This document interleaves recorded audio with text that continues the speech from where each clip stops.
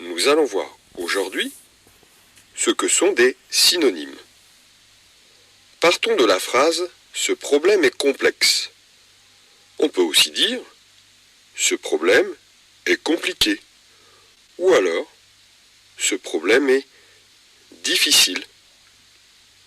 Ces trois mots, complexe, compliqué et difficile, ont des sens voisins, tu seras d'accord.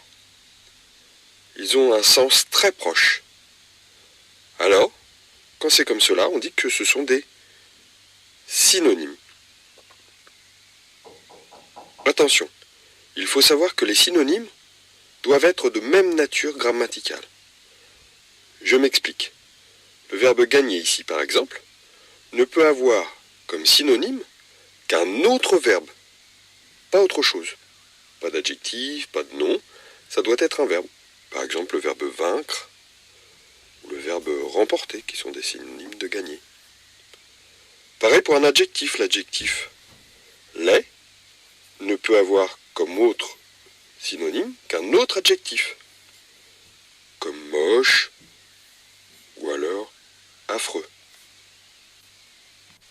Les synonymes calmement, tranquillement, paisiblement, pour être des synonymes, doivent tous être des adverbes. Les noms maison, domicile, pavillon sont des synonymes parce que ce sont tous des noms, sinon ça ne pourrait pas être des synonymes. À quoi servent les synonymes maintenant? Ils servent à exprimer souvent des nuances.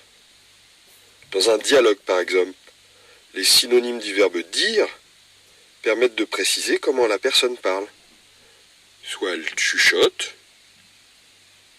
soit elle crie, soit elle hurle, soit elle pleurniche, etc. Il y en a une multitude. Les synonymes, ça sert aussi à reformuler.